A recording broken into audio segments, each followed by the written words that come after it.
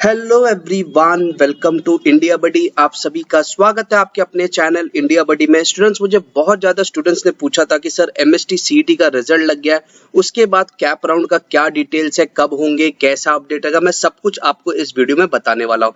सो पहले मैं आपको बता दूँ इस वीडियो में हम क्या क्या चीज़ डिस्कस करेंगे। सबसे पहली चीज़ हम डिस्कस करेंगे कि एमएसटी सीईटी का तो जो काउंसलिंग के वीडियोस मैंने आपको डालना चालू कर दिए थे कि डेट्स क्या होंगे, कैप राउंड कब से होंगे, कौन से डॉक्यूमेंट्स रिक्वायर्ड होंगे।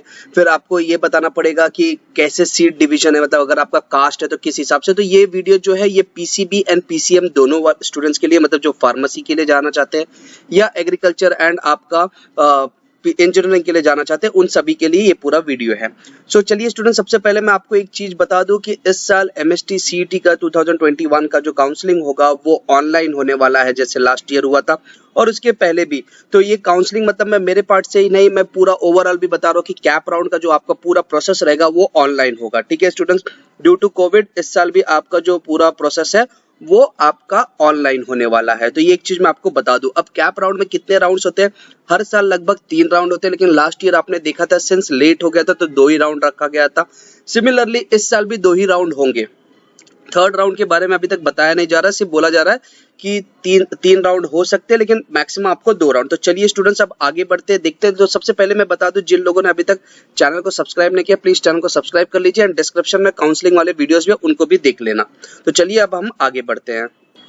सो स्टूडेंट, सबसे पहली चीज हम देख लेते हैं कि डॉक्यूमेंट्स क्या क्या लगेंगे। तो सबसे पहली चीज है आपके स्कूल या कॉलेज के आईडी कार्ड्स लगेंगे, आधार कार्ड लगेंगे। स्कूल या कॉलेज है, नॉट नेसेसरी, अगर आपके पास स्कूल का नहीं चलेगा, लेकिन आधार कार्ड मतलब एक आपकी आइडेंटिटी प्रूफ लगेगी।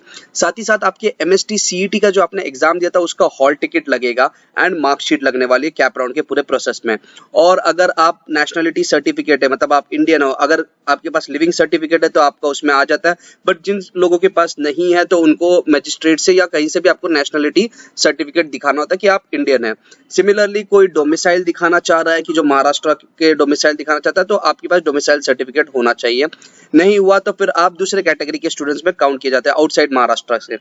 फिर आपको बात किया जाता है कि क्लास 10th का रिजल्ट एंड क्लास 12th का रिजल्ट एंड पासिंग सर्टिफिकेट होना चाहिए, दोनों में से कोई भी। एंड मेडिकल फिटनेस सर्टिफिकेट होगा। इन केस अगर किसी स्टूडेंट में प्रॉब्लम भी है तो उनको फिर मेडिकल फिटनेस वाला जो सर्टिफिकेट है वो देना पड़ेगा। सो ये एक पहली चीज है कि डॉक्यूमेंट्स में आपको ये लगेगा कि आइडेंटिटी प्रूफ मतलब आधार कार्ड होना चाहिए। तो इसके बारे में आप अभी से देखना चालू कर दीजिए। हॉल टिकट अगर आपके पास नहीं, आप ढूंढिए, या ऑनलाइन अगर आपको मिल रहा है तो आप ले लीजिए कहीं से डाउनलोड करके। एंड आपका मार्कशीट होना चाहिए, नेशनलिटी सर्टिफिकेट, डोमिसाइल जो स्टूडेंट डोमिसाइल दिखाना चाहते हैं, फिर 10th एंड 12th के मार्कशीट। तो ये सबसे पहला चीज है रिक्वायरमेंट। इसके अलावा अगर कोई स्टूडेंट्स कोई और तरीके से अपने आप को वो रजिस्टर करना चाह रहे हैं कि लाइक वो स्पोर्ट्स कोटा या कोई और तरीके से, तो आपको फिर अपने वो भी सर्टिफिकेट्स दिखाने होंगे। तो अब हम बढ़ते हैं अगले वाले टॉपिक पे। सो यहाँ पे यही आएगा कि पीसीएम एंड पीसीबी के जो स्टूडेंट्स हैं वो किन किन चीजों के लिए अप्लाई कर सकते हैं। वो बी इंजीनियरिंग के लिए कर सकते हैं, आपको पता होगा, फार्मेसी के लिए कर सकते हैं, B Pharm and B Pharm D के लिए, साथ ही साथ वो बी आर्किटेक्चर के लिए भी अप्लाई कर सकते हैं। तो ये सभी चीजें जो आपको पता होनी चाहिए स्टूडेंट्स। रिजर्वेशन का जो पार्ट है कि कितने परसेंट रिजर्वेशन होंगे, तो ओबीसी के लिए 19% होंगे, एनटी के जो डी कैटेगरी है उनको 2%, सी वाले 3.5%, बी वाले 2.5%, एबीजे वाले है वो 3%, एससी के लिए एसटी के लिए 7% एंड एससी के लिए 13%। एंड प्लस अगर आप वुमेन में आते हैं, फीमेल कैंडिडेट्स है, तो उसके लिए आपको एडिशनल जो रिजर्वेशन है उसमें भी आप अप्लाई कर सकते हैं। तो ये हो गया रिजर्वेशन के लिए। कई लोग पूछते होंगे कि कैप के डेट्स क्या रहेंगे जो कैप राउंड के, तो वो डेट्स लगभग आप मान के चले कि इस वीक से स्टार्ट हो सकता है स्टूडेंट्स। जैसे आएगा मैं आपको बता दूंगा। सो आपके फीस क्या होंगे, तो जो लोग बीटेक के लिए या मतलब इंजीनियरिंग के लिए जाना चाहते हैं एंड जनरल कैटेगरी के हैं तो उनके लिए 800 रुपये फीस है। ये चीज आपको याद होनी चाहिए। मतलब जो जनरल कैटेगरी के हैं लेकिन ऑल इंडिया कोटा से आ रहे हैं उनके लिए 800 रुपये फीस है। एंड जो महाराष्ट्र के कैंडिडेट्स हैं और महाराष्ट्र स्टूडेंट्स की तरह अप्लाई करेंगे उनके लिए 600 रुपीज फीस है। अब यहाँ पे बात आती है कि एससी एंड एसटी कैटेगरी के स्टूडेंट्स के लिए, उनके लिए फीस में बहुत ज्यादा कंसेशन है, कहीं कहीं पे वो चीजें फ्री कर दी गई है।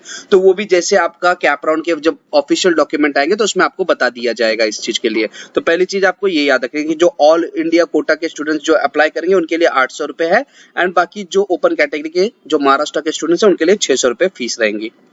आपका आपका पूरा प्रोसेस कैसे जाएगा, आपको एक चीज पता होनी चाहिए। सबसे पहले आपके डॉक्यूमेंट वेरीफाई होंगे, आपको ऑनलाइन फॉर्म भरना पड़ेगा, वहां पे आपको अपने डॉक्यूमेंट सबमिट करने पड़ेंगे, जो चीजें मैंने बताई थी। जब एक बार वो डॉक्यूमेंट वेरीफाई होते हैं तो एक प्रोविजनल मेरिट लिस्ट बनती है कि जिसमें बताया जाता है कि ये कैंडिडेट इस रैंक पे आ रहा है। अगर किसी को कुछ प्रॉब्लम है तो फिर आप उसमें ग्रीवेंसेस डाल सकते हैं। उसके बाद आप देखेंगे सीधा फाइनल मेरिट लिस्ट लगेगा। एक बार फाइनल मेरिट लिस्ट लगता है तो उसमें कैटेगरी वाइज भी सीट होती है, मतलब आप किसी कास्ट में आते हो या किसी पर्टिकुलर सेक्शन में आते हो तो उसके हिसाब से भी आपको मेरिट लिस्ट लगती है। उसके बाद आपको ऑनलाइन कैप राउंड फॉर्म भरना पड़ता है, चॉइस फिलिंग करनी पड़ती है, उसकी प्रोविजनल मेरिट लिस्ट लगती है, मतलब फर्स्ट राउंड का समझो लिस्ट लगा। फिर उसमें कुछ प्रॉब्लम है तो आप ग्रीवेंसेस के लिए रेस कर सकते हैं, लेकिन यूजुअली प्रॉब्लम होता नहीं। तो आप वो प्रॉब्लम कहाँ पे रेस करेंगे, आप अपने रिपोर्टिंग सेंटर्स पे। मतलब आपको मान लीजिए कोई कॉलेज मिला, आपको लिस्ट में दिखा रहा, आप उस रिपोर्टिंग सेंटर पे जाइए कॉलेज के, एंड वहां पे आप अपना रिपोर्ट कीजिए, सीट को कंफर्म कीजिए, तब आपका नाम नेक्स्ट राउंड के लिए, अगर आपको और बेटरमेंट के लिए जाना तो बेटरमेंट के लिए जाएगा, और अगर नहीं आप खुश है तो आप वहां पे कैप राउंड आपका एंड हो जाएगा। सो ये चीज आपको पता होनी चाहिए स्टूडेंट। सो ये मैं आपको इन शॉर्ट एक छोटा सा वीडियो बना के दे रहा हूँ कि कैप राउंड क्या रहेगा। इसके अलावा मैं आपको बहुत डिटेल में भी वीडियो बनाना चालू करूंगा, एंड काउंसलिंग की वीडियो जरूर देखना। चैनल को भी आप सब्सक्राइब करके रखना। So thank you very much for watching India buddy. जय हिंद।